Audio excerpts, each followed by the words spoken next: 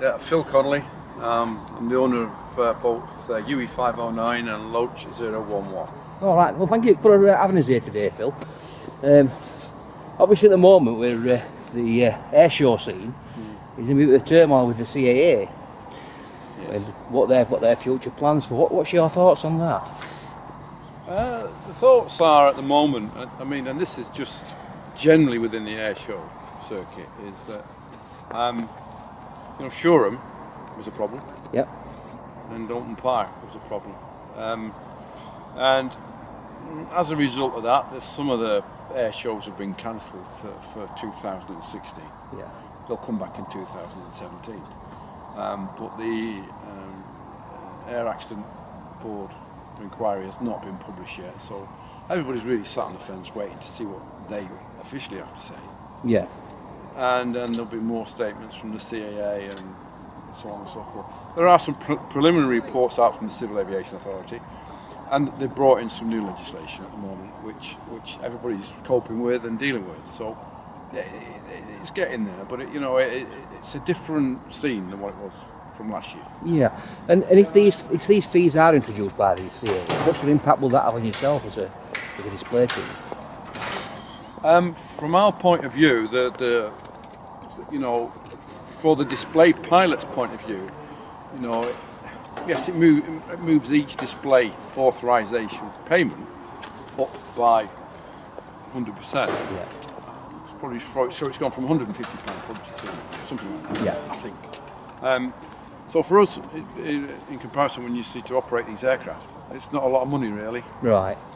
Where it does affect a lot of people is the air show organisers themselves, Yep. and they've got budgets to stick to, and some of the air shows are free actually. When you go to Blackpool, Southport, they're free, and it's a big chunk of money to try and make up. So it is. There's a lot of discussions going on about it at the moment, and but clearly the CAA have not put their costs up for a good few years for that. So yeah. It was due a rise. Right. I think there's going to be some discussions on how to move forward with it, but it's going to happen, and it needs to happen. The CAA need more people within the GA organisation. And we say this, they're supposed to be a non-profit organisation. Yeah. So they've got to get the money from somewhere. Yeah. So it's justified. When people complain, they don't get the answers back that they should get back on time, which they are undermanned in that department. So yeah, I think in some it is warranted in some departments, but for discussion in others. Yeah. Okay. And next this season, then, how many displays are you hoping to attend yourselves? We, as an organisation, we've got quite a lot of inquiries at the moment. Yeah. A couple of bookings. But it's everybody is juggling to see what they're allocated from the military. Yeah. And what is available, and to put it all into contest. But some of the bookings we've had have been cancelled because they've cancelled the air show full stop. Yeah. So yeah, that's one thing. So it's like that. Our future for the organisation and for operating these two machines is basically SSAC, which is paid flights. Yeah.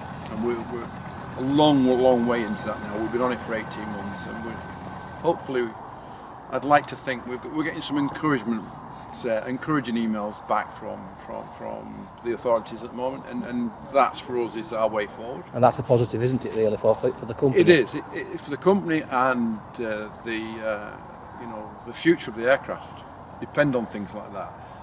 The air show industry is shrinking. Yeah. Yeah. And as a company, are you hoping to expand with any more aircraft? Yes, we've got another aircraft which we've been playing with for a long time, fraught with bureaucracy and aggravation and one thing and another. But recently we've had some very encouraging signs. We've approached it from a different perspective, and that seems to have got a lot of people involved. You know what the aircraft is? It's an AH1 code. That's right, yeah. But I mean, I'm also aware of the problems you get with aircraft that aren't registered in this country for flying, etc. Are you still having them sort of barriers? No, not with these two machines. No, they're we've cleared all that issues now. They're okay. An AH1 it'll be another problem case for us to sort out. But We don't take no lightly. No, and when do we hope that those are going to be on the circuit? Which ones? The Cobra. My personal feeling, once we get involved with it, we're going to have to. It could be 2 years before it flies, and 2 years. I say that because it took us 2 years to get the airworthiness for that correct. It took us 2 years to get the Loach airworthiness, and I'm being optimistic. 2 years it will probably take us to get an AH1 airworthy. Right. You know, and again, it's the cost. Yeah. In a decreasing market, it's a problem, but we'll get there. Yeah. Well, thank you very much. All right. Cheers.